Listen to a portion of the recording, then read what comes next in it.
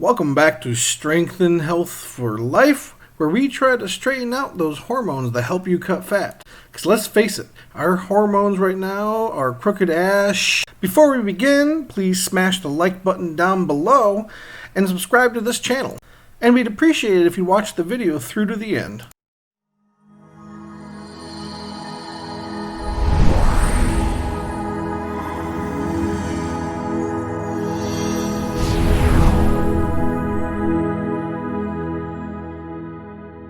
Hey guys, welcome to day 22 of our weight loss journey together. Today I thought we'd take a closer look at the hormones that help us burn fat and help control our metabolism.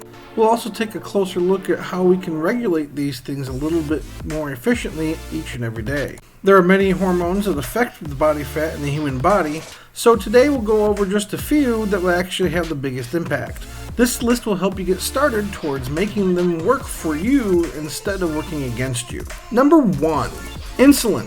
This hormone is secreted by the pancreas every time you ingest sugar or carbohydrates. Somebody help, my mouth is broken.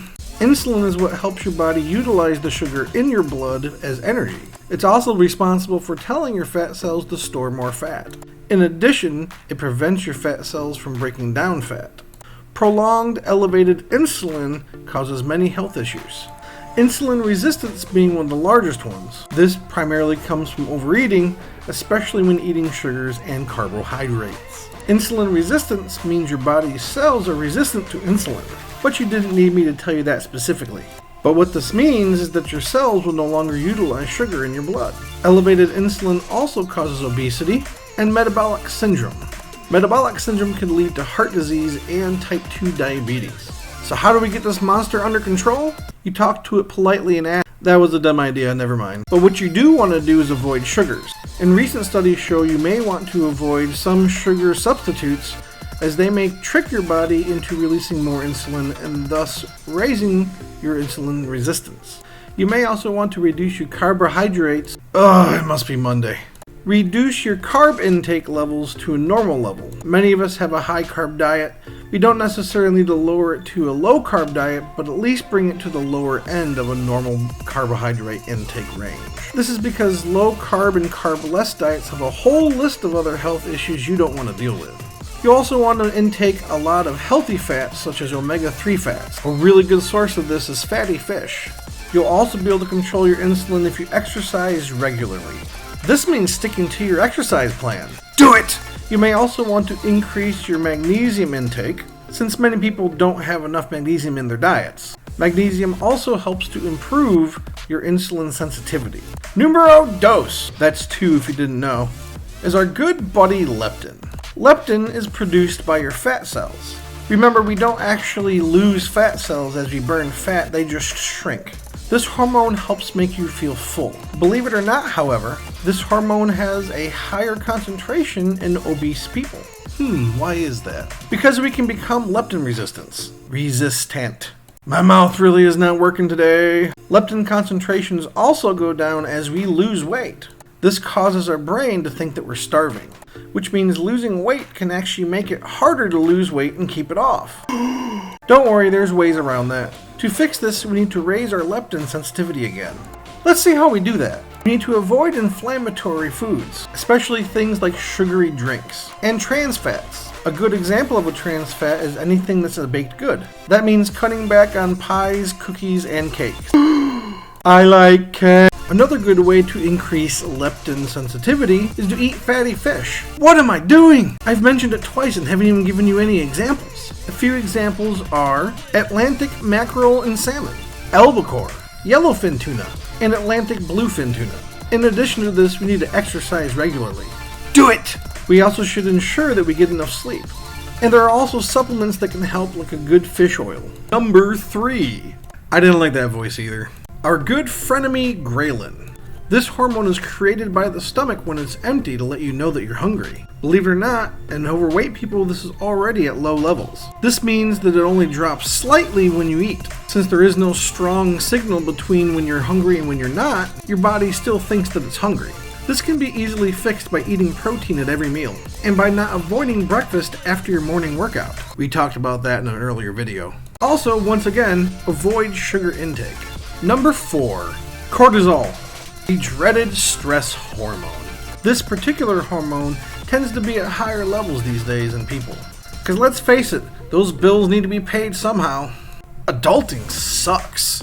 Because of how our lives are these days, always moving at a faster pace, working later, working harder, we tend to stretch ourselves thin and raise our stress levels. This causes cortisol to be released in the body. Since we no longer run away from predators on the plains, we don't have the opportunity to burn it all off, so it accumulates in our bodies. High cortisol levels prevents the body from utilizing testosterone.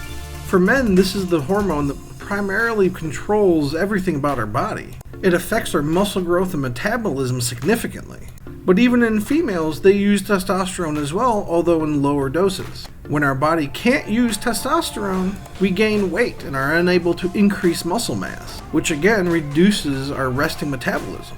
Especially in men, it can have much more detrimental effects. Effects like heart problems, kidney problems, reduced sexual performance. Because believe it or not, new studies show that in most men, testosterone levels don't go down as they age. The buildup of cortisol prevents them from using the testosterone already present in their body. Cortisol also increases stress, which snowballs into more cortisol, which leads to more problems. Because whether you're a man or a woman, your body reacts differently to many things when it's under stress. So let's see how we can help fix this for everybody.